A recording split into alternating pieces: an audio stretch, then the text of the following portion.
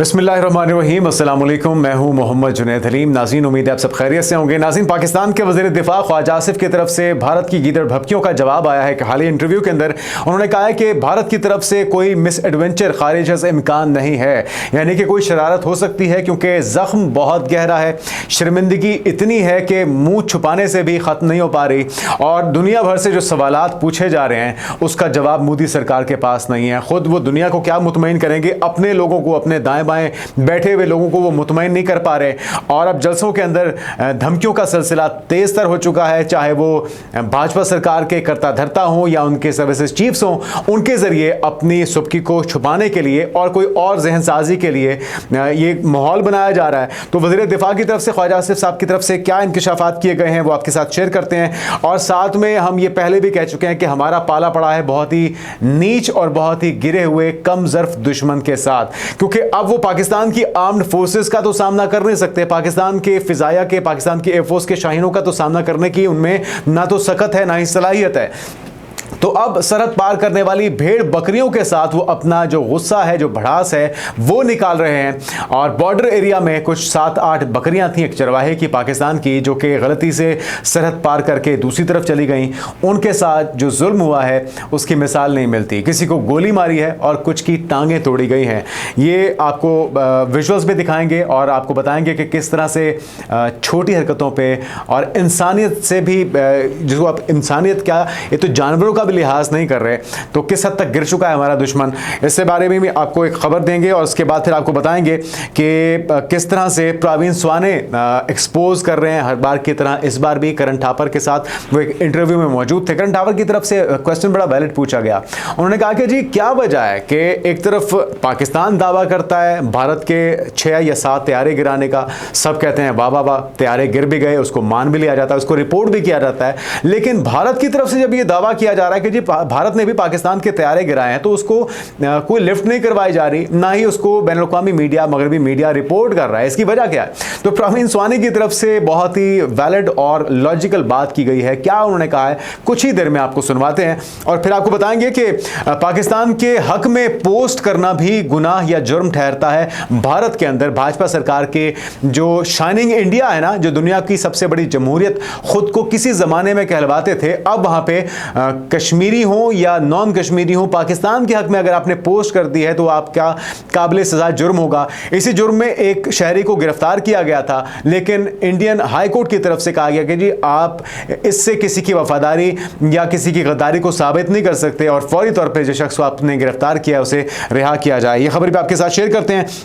कुछ और भी अच्छी खबरें नाज़रीन, पाकिस्तान के वज़ीर-ए-आज़म शहबाज शरीफ दौरे पर हैं और मलेशिया के पुरतपाक उनका इस्तकबाल हुआ है। साथ में कुछ अहम डील्स भी हुई हैं। मकसद क्या था इस दौरे का, क्या अहम मुआहदे हुए हैं, इसका हवाल आपके साथ शेयर करते हैं और फिर आएंगे गज़ा के अहम मामले की तरफ। आपके इल्म में है एक बड़ी पेशरफ्त हुई है, डोनाल्ड ट्रंप की तरफ से जो अल्टीमेटम दिया गया था उसका मुस्बत जवाब आया फ़लस्तीनी मज़ामती तंजीम की तरफ से। और आज मिस्र के अंदर सालिसों की निगरानी में, जिसमें अमरीकी नुमाइंदगान भी शामिल हैं, डोनाल्ड ट्रंप के दामाद और साथ में उनके स्टीव विटकॉफ जो कि नुमाइंदे हैं, वो मौजूद होंगे और इधर से कुछ मिस्र के, कुछ कतर के सालिस भी होंगे और उधर से फ़लस्तीनी तंजीम के रहनुमा भी इस मुज़ाकराती दौर का हिस्सा होंगे। तो तवक्को ये की जा रही है कि आज कोई बड़ा ब्रेक थ्रू हो सकता है। तरीक़ाकार क्या होगा इस अमन मुआहदे का, किस तरह से उस पर इम्प्लीमेंटेशन को यकीनी बनाया जाएगा, तो जो खबर निकलेगी वो भी आपके साथ शेयर करेंगे। लेकिन आज ये दौर होने जा रहा है। साथ में नाज़रीन कुछ और भी अपडेट्स हैं। ग्लोबल स्मूथ लॉटेला के कुछ मजीद गिरफ्तार किए गए कारकुनों को रिहा किया गया है। अब तक 450 में से लगभग 170 को छोड़ा जा चुका है। 29 की रिहाई अभी हाल ही में हुई है, जिस वक्त स्पेन वो पहुंचे उनका पुरतबाक इस्तकबाल हुआ।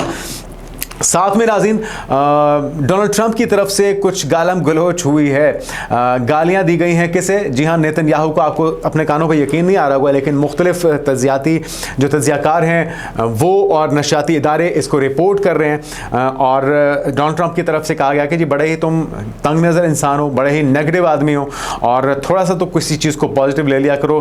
तो इस डील के ऊपर, ये जो अमन मुआहिदा होने जा रहा है, उन्होंने कहा थोड़ा सा खुशी का इजहार कर लो, तुम्हें मौत वाक़ई नहीं हो जाएगी। खैर, ये तो मैं अपनी तरफ से कह रहा हूँ, लेकिन उसका मकसद यही था। लेकिन बड़े सख्त अल्फाज इस्तेमाल किए गए, क्या कहा गया उनकी तरफ से, वो आपके साथ शेयर करते हैं। और फिर दुनिया भर में, खासतौर पर मगरबी दुनिया में जो इस वक्त एहतजाज हो रहा है गजा के फ़लस्तीन के लोगों के लिए, इंसानी बुनियादों पर उसकी मिसाल नहीं मिलती। जिस तरह से गैरत का और जुर्रत का मुजाहरा मगरबी दुनिया और मगरबी अवाम कर रहे हैं, पूरे यूरोप के अंदर इस वक्त सैलाब आ चुका है, एक मोमेंटम बन चुका है, लाखों की तादाद में लोग सड़कों पर निकल रहे हैं और फ़लस्तीन के गजा के मजलूम लोगों के लिए अपनी अपनी आवाज़ बुलंद कर रहे हैं। हाल ही में स्पेन में, नीदरलैंड में और इसके अलावा मैक्सिको में जो मुजाहरे हुए हैं वो देख के आप शशदर रह जाते हैं। और फिर हमें शर्म इस बात पर आती है कि मुस्लिम उम्मा नाम की कोई चीज़ वजूद भी रखती है और इनके ज़मीर क्यों मर गए हैं, इनके ज़मीर क्यों सो रहे हैं और वो कब गफलत की नींद से जागेंगे। अपने बहन भाइयों को यूं कटते हुए देखकर भी, उनके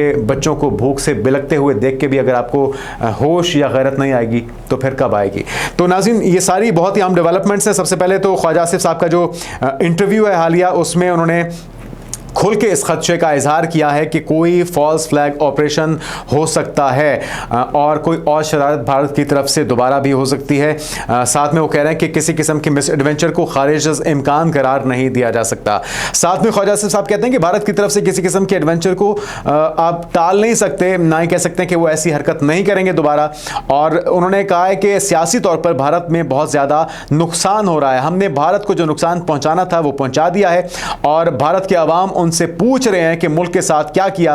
भारत आलमी सतह पर तनहा हो रहा है और पाकिस्तान को मुख्तलिफ ममालिक की तरफ से पजीराई मिल रही है। साथ में उन्होंने कहा कि कुछ करने से पहले ये सोचेंगे कि ज़रूर के मजीद नुकसान उठाना न पड़े। और भारत समझता था कि हमारा कोई मुकाबला नहीं है, ये खित्ते का लीडर खुद को मानते थे, लेकिन ऐसी मुंह तोड़ पाकिस्तान की तरफ से जवाबी कार्रवाई हुई है कि अब वो उनको बौखलाहट में कुछ समझ नहीं आ रहा कि करना क्या है। उस शर्मिंदगी और नाकामी के दाग को धोना कैसे है, ये मैंने अपनी तरफ से कहा। ख्वाजा साहब ने क्या मजीद कहा वो भी सुन लीजिए। वो कहते हैं कि जी, भारत की तरफ से किसी किस्म के एडवेंचर को खारिज इम्कान करार नहीं दिया जा सकता, लेकिन जो भारत को नुकसान पहुंचेगा इससे मुतल्लिक भी उसे ज़रूर सोचना होगा। साथ में उन्होंने कहा है कि मुश्ताक अहमद की रिहाई के लिए कोशिशें जारी हैं और इसहाक डार, मुश्ताक अहमद और दीगर की रिहाई के लिए कोशिशें कर रहे हैं। यरगमालियों की एक बड़ी तादाद को रिहा कर दिया गया है।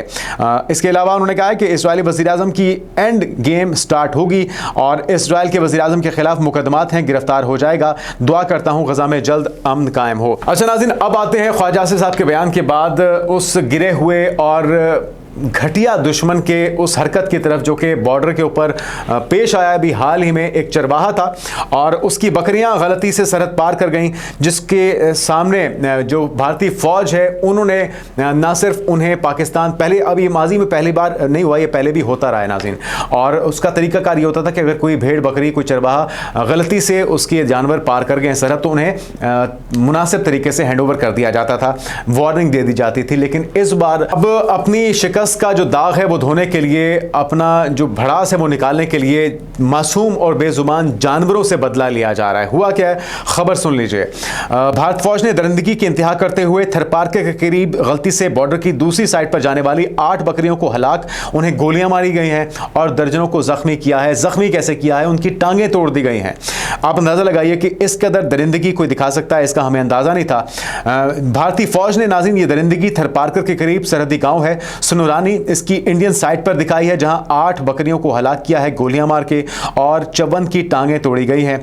आमतौर पर सरहद पार करने की सूरत में बकरियों को वापस कर दिया जाता है, ताहम ऑपरेशन बुनियाद मरसूस में पाकिस्तान के हाथों शिकस्त के बाद भारत हो चुका है पागल और इसने अपनी हजीमत मिटाने के लिए बेजुबान जानवरों को निशाना बनाना शुरू कर दिया है। तो इस इकदाम की जितनी भी मजम्मत की जाए वो कम है। आगे बढ़ते हैं प्रवीण स्वानी की तरफ से करंट अफेयर से जो गुफ्तगू हुई है, पहले वो सुनिए फिर इस पर बात करते हैं। The Western media has never reported this story that India downed 5 Pakistani jets as well as a large plane making a total of 6. And obviously they don't believe it because A, there has to be evidence. No evidence has been shown. What were the type of aircrafts, the fighters that were brought down, that has not been spelled out.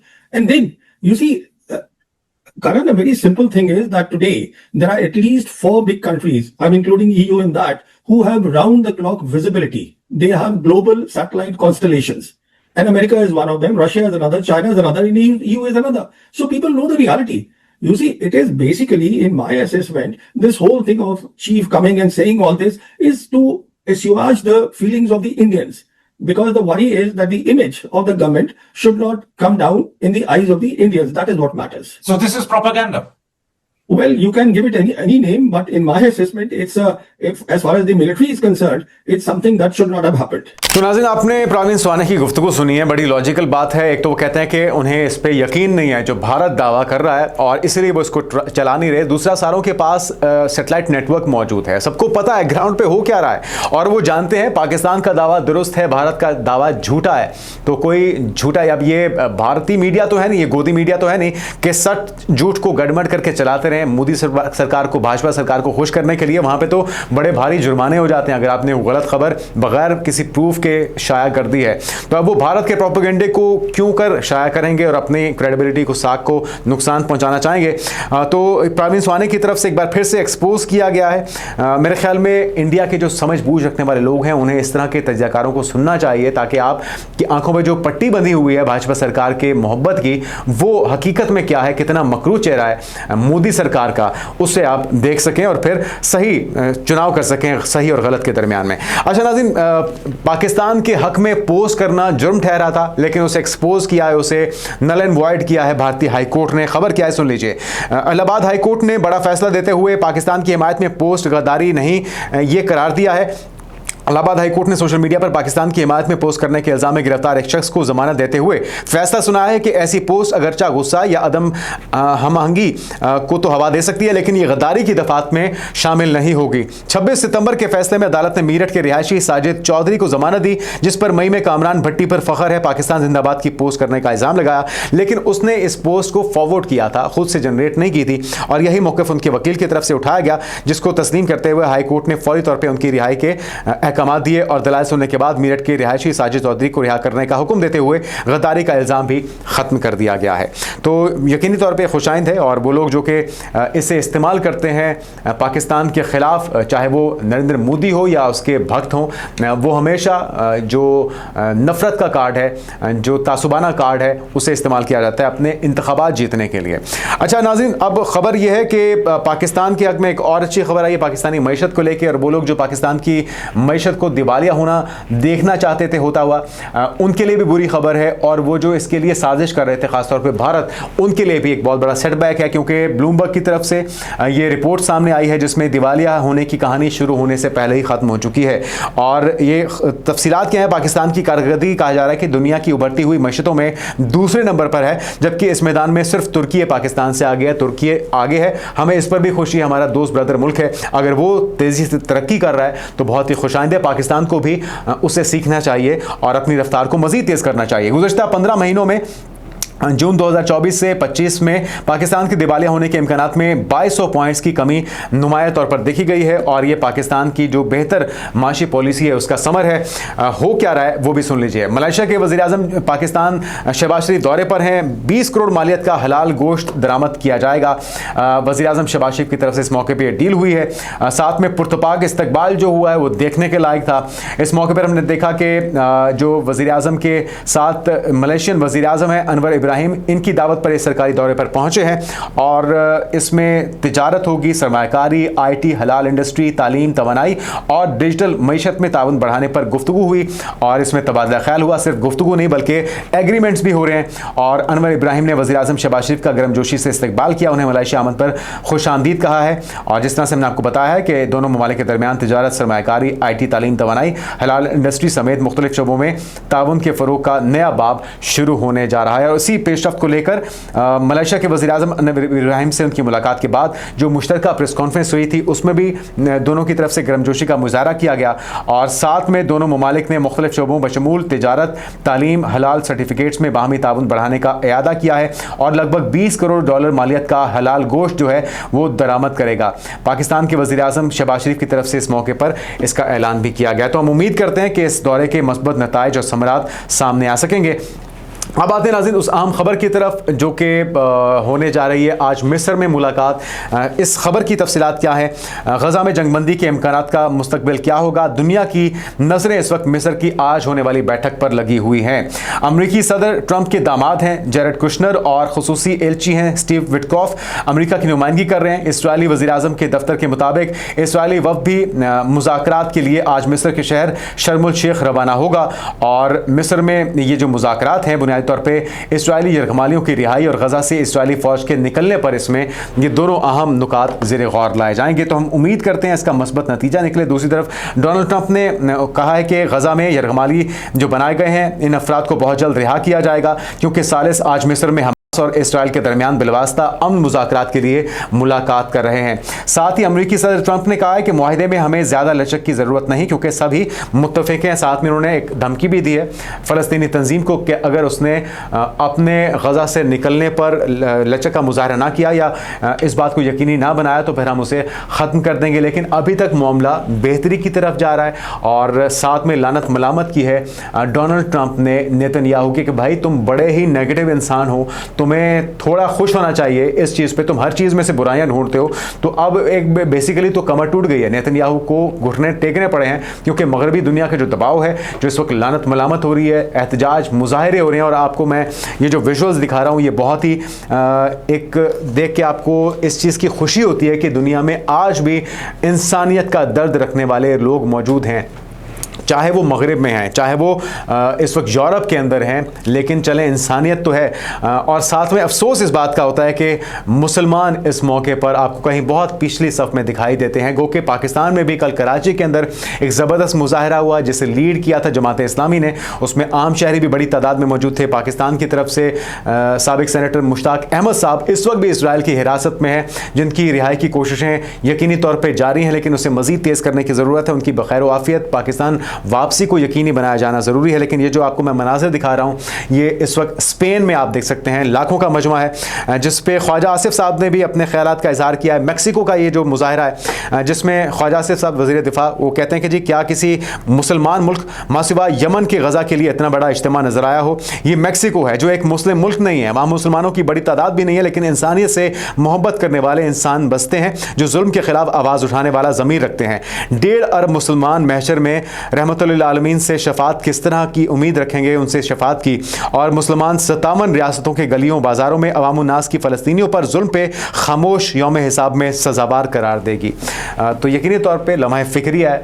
मैं बारहा कह चुका हूँ कि ज़रूरी नहीं है कि आप आर्मी चीफ हैं तभी आप कुछ कर सकते हैं, ज़रूरी नहीं है कि आप किसी मुल्क के हेड ऑफ स्टेट हैं, वज़ीर आज़म हैं, सदर हैं या किसी मुल्क में आप किसी अहम ओहदे पर हैं तभी आप इसमें कंट्रीब्यूट कर सकते हैं। आप अपनी इंडिविजुअल कैपेसिटी के अंदर भी रहते हुए जो भी कर सकते हैं। जिस तरह से ईमान के 3 दर्जे हैं, सबसे पहला तो यह कि आप बज़ोर क़ुव्वत बज़ोर बाजू अपना उसमें कंट्रीब्यूट करें। जिस तरह से सेनेटर मुश्ताक अहमद साहब ने अपनी ज़िंदगी पर दाव पर लगाई, दुनिया भर के 45 से ज़ायद मंदुबीन, सुफरा, एक्टिविस्ट, उन्होंने अपनी जिंदगियों को दाव पर लगाया और ग्लोबल स्मूथ लॉटेला का हिस्सा बने और पहुंच गए गजा में और वहां पे सुन्नी फोर्सेस ने उन्हें गिरफ्तार कर लिया, लेकिन कम से कम उन्होंने अपना कंट्रीब्यूशन तो कर दिया। यह सबसे पहला दर्जा है। दूसरा दर्जा यह है कि आप अपनी आवाज उठाइए, आप उसके लिए बोलिए। आपके पास मोबाइल है, आपके पास सोशल मीडिया है, आप उसका इजहार कीजिए और साथ दीजिए गजा के बहन भाइयों का जो कि इस वक्त जुल्म में आपकी मदद के मुंतजिर हैं। और जो पहला दर्जा है उसके अंदर आप इमदाद के अंदर भी कंट्रीब्यूट कर सकते हैं ना। अगर आप मुखैर हैं, हजरात में से हैं, अल्लाह ताला ने आपको इस्तिताअत दी है तो कंट्रीब्यूट कीजिए। मुख्तलिफ जो इसमें NGOs हैं, हुकूमतें हैं, वो इमदाद भेजने के लिए भी आप अपनी रकम का, अपने माल का इस्तेमाल कर सकते हैं। और जो तीसरा सबसे आखिरी दर्जा है वो कम से कम दिल में बुरा सोचने का है। तो इन सारे मरलों में आप देख लें आपकी जगह कहाँ बनती है और फिर उसके मुताबिक कंट्रीब्यूट कीजिए, क्योंकि रोज़े महशर आपसे, मुझसे, हम सबसे सवाल होगा कि हमने इसके लिए क्या किया था। अब आते हैं नाज़रीन, दीगर भी आप देख सकते हैं। ये मैक्सिको के अंदर आपने देखा है, इसी तरह से नेदरलैंड में, एम्स्टरडैम के अंदर भी लाखों लोग सड़कों पर निकले हुए हैं। स्पेन में नाज़रीन जिस तरह से आप ये देख रहे हैं, एक तूफ़ान है और उस एहतजाज के अंदर जो मोमेंटम है, जो जान है, जो एक एनर्जी आप देख रहे हैं, ये यकीनी तौर पे पैसे देके तो नहीं करवाई जा सकती। ये दिल से एक एहतजाज है जो फ़लस्तीनियों के हक़ में ज़ोर पकड़ रहा है। और अगर ग्लोबल स्मूथ फ्लोटिला के मग़वियों की बात की जाए तो लगभग 450 मग़वी जो हिरासत में थे सेहूनी फोर्सेस के, उनके ऊपर बदतरीन मज़ालिम ढाए जा रहे हैं। ग्रेटा थनबर्ग हों या दीगर लोग हों, उन्हें उनकी तज़लील की जा रही है, उनको बरहना किया जा रहा है, बापर्दा ख़वातीन को। और ये सारी चीज़ें रिपोर्ट हो रही हैं, दुनिया देख रही है। सेहूनी फोर्सेस का, नेतन्याहू का, उनकी काबीना का मकरू चेहरा कि वो अगर एक अमन के पैगंबरों के साथ ऐसा सलूक कर रहे हैं जो कि मुख्तलिफ मज़ाहिब से ताल्लुक़ रखते हैं, उसमें ईसाई भी हैं, उसमें शायद जूज़ भी हों, उसमें मुस्लिम तो हैं, तो उनके साथ अगर ऐसा सलूक है तो वो गज़ा के, फ़लस्तीन के लोगों के साथ क्या कर रहे होंगे। तो अब 170 को लगभग छोड़ा जा चुका है, डिपोर्ट किया जा चुका है। स्पेन पहुंचने पर उनका पुरतपाक इस्तकबाल हुआ। 29 को अभी हाल ही में रिहा किया गया है। और उससे पहले हमने देखा था कि इस्तांबुल में, टर्की में भी कुछ डिपोर्ट किए जाने वाले लोग थे तो पहुंचे थे। तो नाज़रीन, ग्लोबल स्मूथ फ्लोटिला के गिरफ्तार होने वाले कारकुनों में जहां पे उनके ऊपर तशद्दुद किया जा रहा है, जुल्म के बाजार गर्म किए जा रहे हैं, वहां पे एक अच्छी खबर भी निकल कर सामने आई है। उन्हीं गिरफ्तार कैदियों में से एक इतालवी, बाज़ जगहों पर कहा जा रहा है, बाज़ जगहों पर कहा जा रहा है कि टर्किश एक कारकुन था जो कि गैर मुस्लिम था, उसने इस्लाम कबूल कर लिया है। सुबह के वक्त, जिस वक्त सारे फजर की नमाज पढ़ रहे थे गिरफ्तार तमाम कारकुनान, तो उसने देखा और उसने पूछा कि क्या अल्लाह ताला मुझे कबूल कर लेंगे। तो वहाँ पे मौजूद लोगों ने उसकी रहनुमाई की और उसके बाद उसने अपनी खुशी से, अपने दिल से इस्लाम को कबूल किया है। जिस मौके पे, जिस वक्त वो वापस पहुँचा स्पेन में जहाँ पे बाकी लोगों को इस्तकबाल किया जा रहा है, तो वहाँ पे उसे भी ना सिर्फ उसके इस इक़दाम को सराहा जा रहा है बल्कि उसके अपने जज्बात क्या थे उसका इजहार भी उसकी तरफ से किया जा रहा है। तो यकीनी तौर पे ये सारी जो कुर्बानियाँ हैं ये रायगा नहीं जाएंगी। हमें भी अपनी कैपेसिटी में रहते हुए इंडिविजुअली और मजमूई तौर पे जो भी बन पाए, जो भी हम कर सकें गज़ा के बहन भाइयों के लिए, वो करना चाहिए। आने वाले दिनों की पेशकश से आपको आगाह करते रहेंगे। अपना ख्याल रखिएगा। अल्लाह हाफ़िज़।